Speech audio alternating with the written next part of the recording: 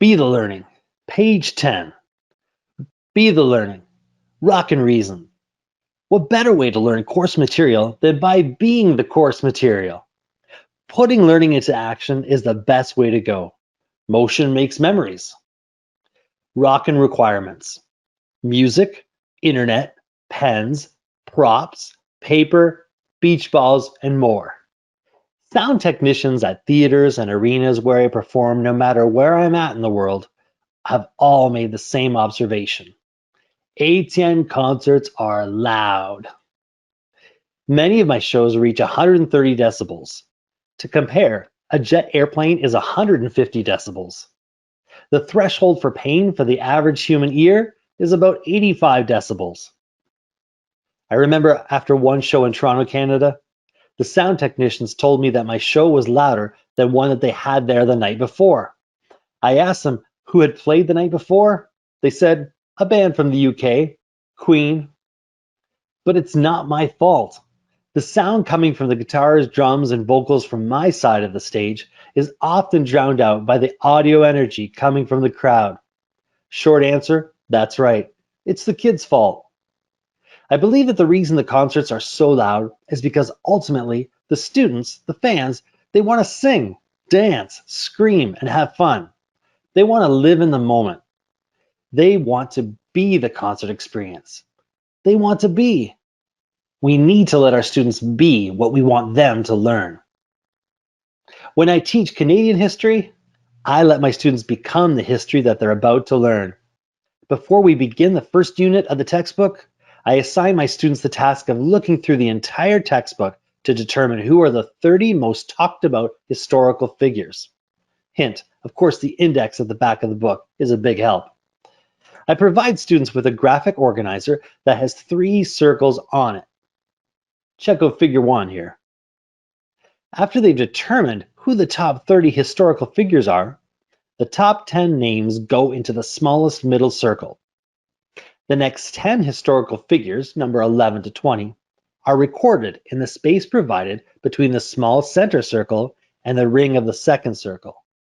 The last 10 names, number 21 to 30, they go in the space provided within the large circle and the second circle. To really make things come alive, each of my students choose or are assigned one of the 30 historical figures to research and become. They complete a research organizer tool and learn specific facts about their historical figure. Then we host a historical figure wine, non-alcoholic, and cheese party. They are to circulate and meet at least 5 other historical figures, asking specific questions and recording those answers. Students love the interaction with historical figures from the 1900s and 2000s. Imagine Churchill, Kennedy, Mulroney, Mussolini, and Queen Elizabeth all socializing together at one party. A true A-lister party if there ever was one. The next day, students have to write a letter called Dear Mom. In this letter to their moms, students must write as their historical figure and detail facts about 5 interesting people that they met at the historical figures wine and cheese party. The best part? We haven't even opened up the textbook to start the year. And they've already learned more, I dare say, than some students might learn via the traditional way during an entire year.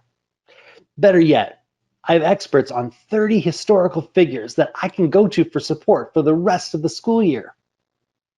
Another example of how being the learning helped my students was when I engaged in a traditional tried and true teaching strategy with a hands-on one. This happened while teaching a grade 5 unit of common French classroom vocabulary and prepositions. The previous years, I taught the unit using the French program's accompanying flashcards. I would pick up a flashcard from the pile, have the students repeat the vocabulary word that matched the picture, and then return the flashcard to the pile. Out of sight, out of mind. Whenever I returned to that flashcard that we had already covered, the students looked at it as if it was the first time they had ever seen that particular flashcard.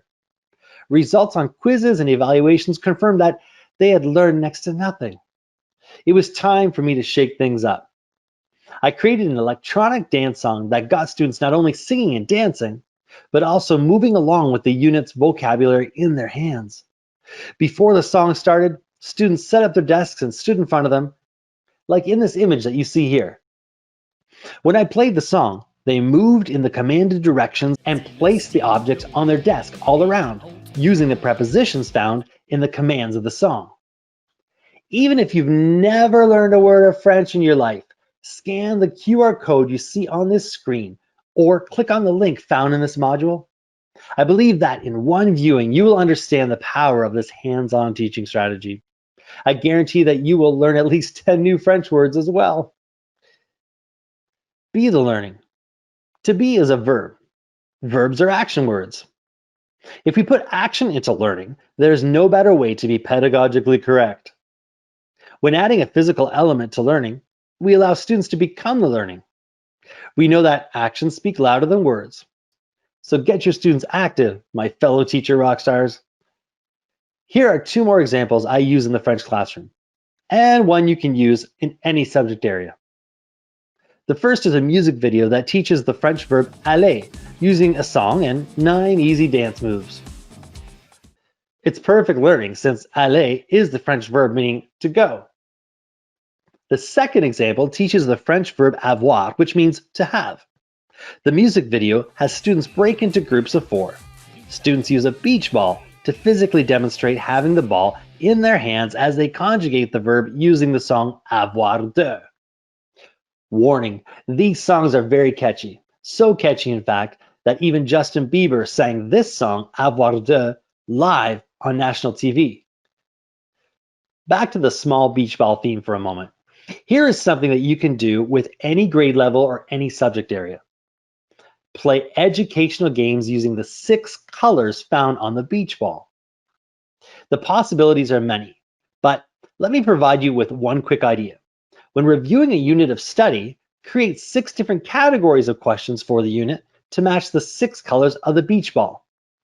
Here's one example. Green for multiple choice. Red for one-word answers. White for define the term. Orange for true or false. Blue, identify the defined term. And yellow for spell the word. When a student catches the ball with 2 hands, they have to answer a question from the category of the color where their right thumb rests. Break the class into 4 teams and play a point-style game. The possibilities for allowing students to be the learning are limited only by your imagination. Here are some quick ones that you can try in any subject area. Charades. Have students guess as other students physically act out concepts or keywords from a unit study. Around the world. One student stands beside another student that is seated at their desk. The teacher asks a speed round type question. The first student that answers correctly moves on to challenge the next seated student. The student that did not answer correctly takes a seat. Popcorn reading. A student stands up and reads orally from a selected text for a few seconds and then calls out popcorn. At that time, another random student stands up and reads. If you walk by a classroom and everyone is quietly taking notes, does that necessarily mean that they're learning? Too many teachers and administrators are convinced that a good classroom is a quiet classroom. Students need a balanced approach to learning that most certainly includes hands-on activities. Students need to have active hands. It's like the proverbial broken analog clock. Those lifeless hands may be right twice a day, but there is never any real action taking place. Students with idle hands in the classroom might learn a little bit, but imagine if the hands were moving. Like on that broken clock, when the hands aren't moving, progress in learning stands still. To sum it up, an inactive classroom is like this broken clock that you see here. Both benign and ineffective.